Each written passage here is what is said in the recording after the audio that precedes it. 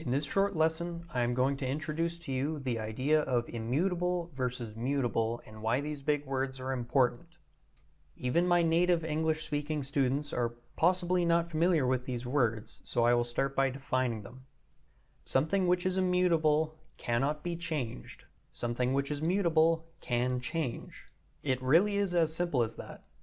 With that being said, although the word immutable technically means something which cannot change, such as the laws of physics, I suggest that you think about immutable and mutable as being a spectrum, rather than thinking about them in the strictest sense of the words like a binary on-off situation. A key term you will want to become familiar with is shared mutable state.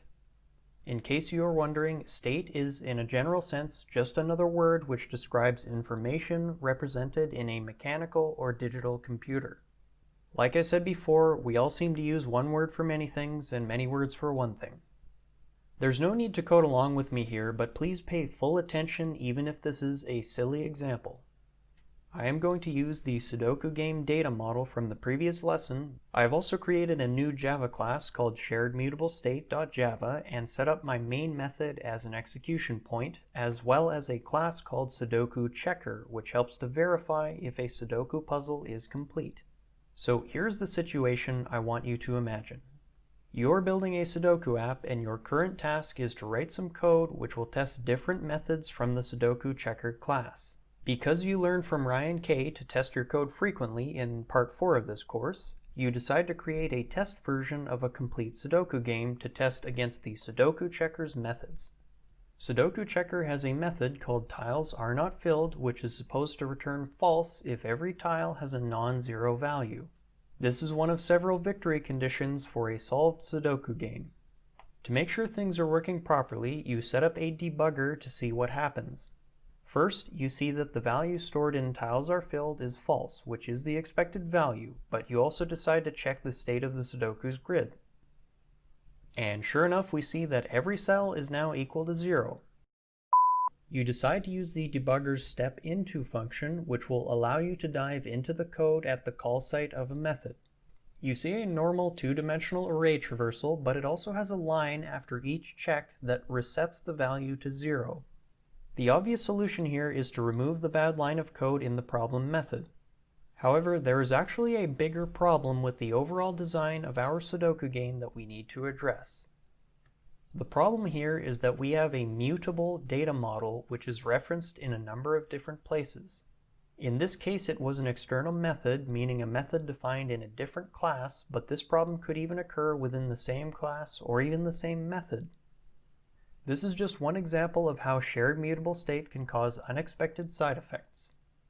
One thing we can do to protect our code, in particular our data models, from these side effects is to make them more immutable. One simple way to achieve this is to use the final keyword modifier. Here I have a version of the Sudoku game class which is closer to what you will see in the working Sudoku game demo. I have made two important changes to it. Firstly, I have made its member variables final, which means that after this object is created, these variables become read-only. Except for the constructor, this prevents any internal or external code from changing the game state. Now, I have also made the grid state array final or read-only, but there is a special case here to do with arrays. Making an array final will prevent someone from reassigning that array to a new one, but it does not actually make the elements in that array read-only. In effect, the reference variable grid state is read-only, but the underlying data in memory can still be messed with.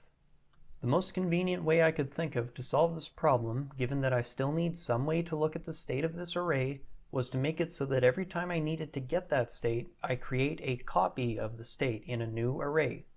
This means that no matter where this data model gets passed around, it cannot be changed. When I first heard this idea of using the final keyword very frequently, I wondered, how do I work with data models that do not change? After all, logically, they must still have to change at some point, otherwise the program would be useless. The key to solving this problem is to create a new data model from the old data model each time a change is required. Remember, final variables can be set when we call a constructor. If you have a look at the Sudoku code demo, you will notice that I do create new immutable data models this way quite frequently. If you're worried about the memory usage, the good news is that the JVM has this handy garbage collector, which will find objects that are no longer referenced and free up the memory space they took up. Sometimes we have data which we do not expect to change during runtime at all. For example, the boundaries for x and y of the grid are both 9, as it is a 9 by 9 grid. Not only do I not expect this to change, at least for the first release of this app, but I also know that this value 9 is going to be popping up all over the place in the part of the app which builds a new puzzle and verifies a complete puzzle. With that knowledge in mind, I decided to make a static final member variable called gridBoundary. By convention, we like to write static constants in all uppercase. Here in the GameGenerator class, you can see this constant being used all over. Apart from making things more legible than just hard-coding the value 9, there is another benefit to doing this. Let us say that later on I decide to change this program to create a 16 by 16 Sudoku puzzle. In that case, I would only need to change the value in one place, and in every spot where this variable is referenced, the value will now be 16. That is a lot more efficient than if I had just hard-coded 9s everywhere. Now, I've kept this discussion very practically oriented because the truth about how static variables actually work is actually tricky to understand. I will revisit the static keyword in part 3, but there is one thing I want you to be careful with. We can actually remove the final keyword from this variable to make it mutable. In fact, if we wanted to be able to switch between 9 and 16 at runtime, that would be one way to solve that problem. However, I want you to be very careful using non-final static variables because that most definitely fits into the category of shared mutable state.